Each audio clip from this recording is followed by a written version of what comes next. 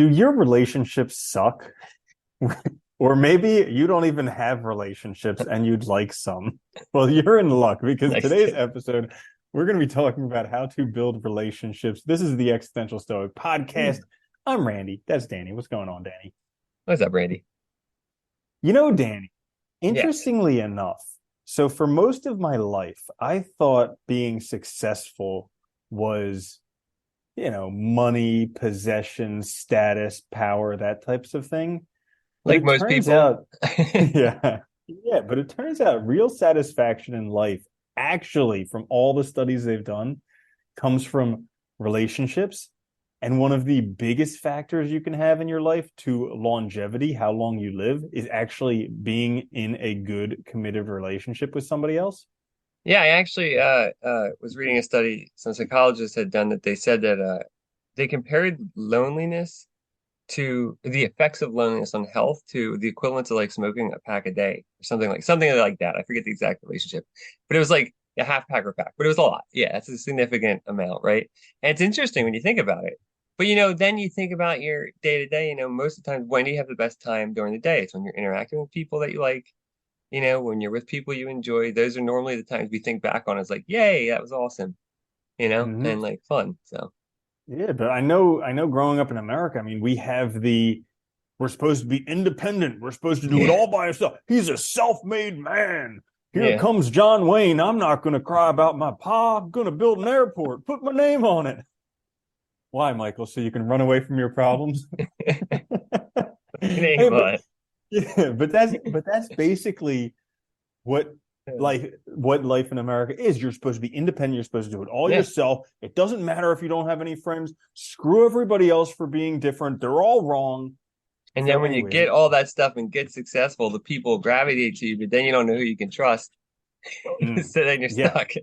that's the worst. That's the worst when you just have a Yeah. bunch of people who come out of the woodwork once you have it all and then you Yeah. lose it all. So, anyways, in today's episode, since this is such an important life skill, uh, we're going to talk about how to build relationships. Interestingly enough, I was listening to this book. I think it was by, I forget the name, Dan Siegel or something like that. But, anyways, he did a bunch of research on this stuff. And turns out that one of the best things for men is to be in a relationship for increasing longevity. I've However, heard that. Yeah. for women, it is being in a good relationship. Interestingly enough, for men, it doesn't have to be a good relationship, Does any relationship work? any relationship. Just And not then by yourself. And then second, as a matter of fact, for women, is actually having a group of female friends. It's not just enough to have a guy. She also needs to have a group of female friends. So interestingly enough. That's interesting. But That's interesting. I anyways, wonder why. Anyway, yeah, I digress. So we'll get into we it. This always is a do. quick fix episode. I know, right? This is a long fix episode. We're each going to go into three quick fixes, share with them, and hopefully by the end you can have better relationships. So my first one is validate. And I'm not talking about validating your parking. I'm talking about validating emotions. This is something that I learned about it from a book called I Hear You. Excellent book if you want to learn about it. Because most people, when they have conversations, they don't actually want your answers. This is why they have the whole mansplaining thing in, because Oh, everybody says that now. Yeah. nobody wants your answer. Nobody, they just want, basically, they want to be validated. They want you to recognize the emotion that they're feeling, and then they want you to justify them feeling that emotion. You do that thing 90% of the time, they will love you. And so if you Yeah. can do that one thing, people will think you have like a superpower when it comes to relationships because you're able to connect with the emotions that they're feeling and then give them justification for feeling exactly how they do. You're not changing them. You're not doing anything other than just saying, hey, you know what? I recognize you're feeling this way, and that's all right. Yeah, you know what's funny though? It is so important. I feel like, we are not taught to do that, or at least it's not emphasized. And it's something that is like sounds so easy, but is actually, if you have a way of interacting, it's hard to break that sometimes. So you have to like consciously focus on breaking your regular habits. Because I've been more conscious of that too. And it's like it is, you have to like I'm not trying to fix this. I'm not trying to fix them. I just need to, just recognize that they're feeling that way. That's it. It's super easy. It's like helpful and it's more empathetic. I think that's the other thing, because you think you're trying to help. The impulse is, you want this person to feel better, you like them, but really it's like you're not. It sounds like you're just blowing over their with they're feeling, right? You're just kind of pushing aside like I have the answers, don't worry. Yeah, it's a good one. Hmm. I like that.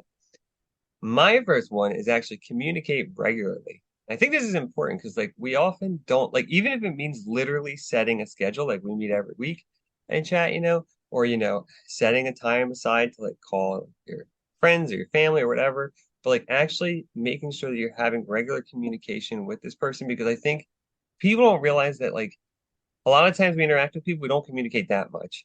And when you do it regularly, I think you start to see communication open up to where people start talking about more and more things in their lives and more important things and impactful things. And I think you just get to know them better and you also get to have deeper and stronger relationships.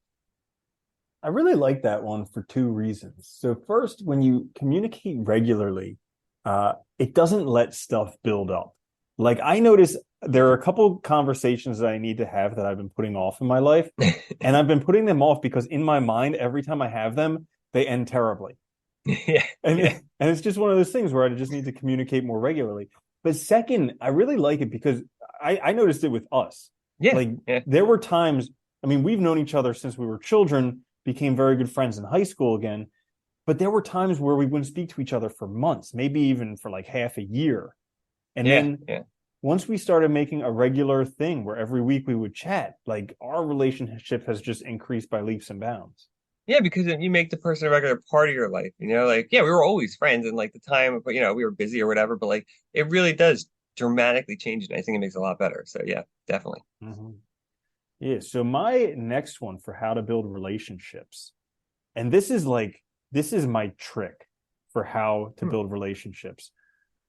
Introduce yourself and Yeah. write down people's names. And this is mind-blowing how simple it is, but those two things, that's like the key to knowing everybody, where you work, where you go to the gym, anywhere you go. That's the key to knowing everybody, to being the most popular person wherever you go.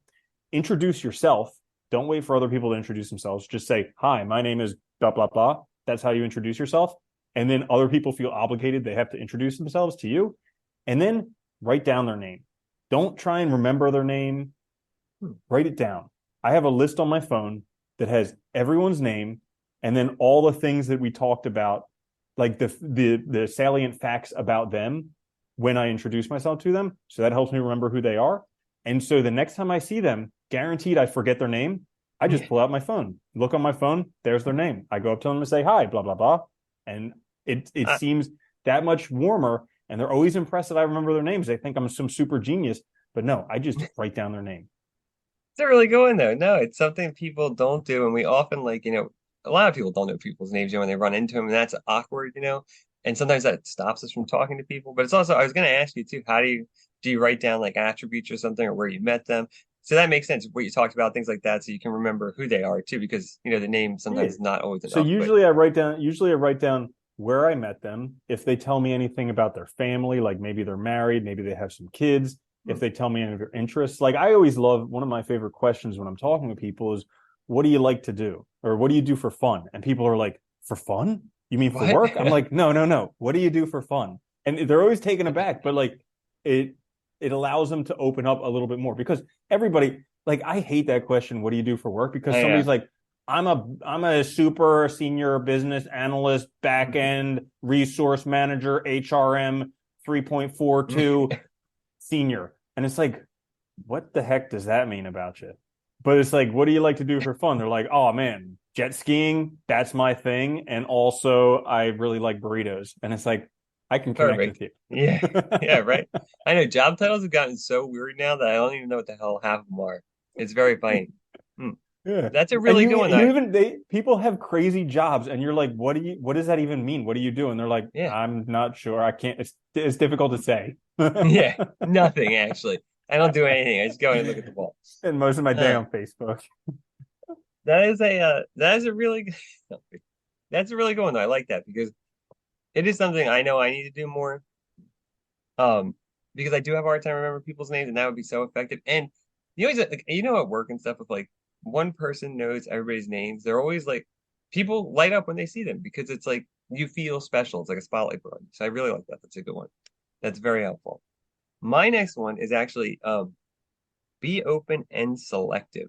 So what I'm was thinking here was like Aristotle says, perfect friendships arise from people who share similarities in virtue or character. And so, if you want to like develop relationships, build them, like look for people who have similar interests and similar values, especially because you don't want to, a friendship or a relationship with someone who is, you know, obviously far off from you in place doesn't mean you can't be open, obviously, and all, but like obviously, think about, what's going to bind this relationship or connect us. And if there, you need something there to start with, and I think that can be a very good thing to cultivate and then make it grow. Mm, yeah, absolutely. Um, yeah, I like that one. So my last one is ask Ford questions. FORD. This is an acronym, but it Hmm. helps you remember because Oh, there's I thought you were Ford saying Motor Cars. forward. No, Okay, Ford. okay, Yeah, ask okay. forward questions. Forward. Be like, would you like to go in the hot tub with me? Yeah, forward questions. Ford, FORD, like the car company. Okay. So it's an acronym for family, occupation, recreation, and dreams. Because Hmm. these are the things that generally go beyond the standard small talk. If you start talking about people's family, how their relationships with their family are, what people are close with in their family, if you start talking about their job, why they got into that career, what's their favorite parts of it, those types of things. What are their recreations? What do they do for fun? And then their dreams. What are their goals in life? What do they want to do while they're here on this planet? You can really get a lot deeper than the standard. Oh, Oh, it's the weather's nice today, huh? yeah. So you go a little bit deeper, and if you pair this stuff with my previous one, writing it down to help you remember this stuff, especially early on in the relationship, because later on in the relationship, you develop a relationship, you know the person really well. Yeah. But early on in the relationship, if you write this stuff down to remember it, and then the next time you talk with them, bring it up again, be like, oh, how's your sister? I know you were concerned about her the other time. What happened? It really, really builds those connections because they're like, wow, they not only know that this person's important to me, but they're actually interested in this person as well and how it's affecting me. You're going to take your relationship to a whole nother level. Yeah, I like that one because one, it takes away the awkwardness of starting a conversation because you have a set of things to kind of fall back on. So you know what to, and that'll guarantee you'll find things to talk about. People like to talk about themselves anyway. And the other thing that's interesting about that too, I think, is like, we don't think about how much like it takes for us to have relationships. Like, think about all the connections your brain has to remember, like who they are, their friends, where, their interests, blah, blah, all this stuff. So at first, like writing that down and getting that stuff, knowing it helps start to make those connections early on, and then you'll remember it or more in the future. So I think that's, yeah, it's really good. I like that. My last one is try to find relationships where each person's challenged and where there's room for growth.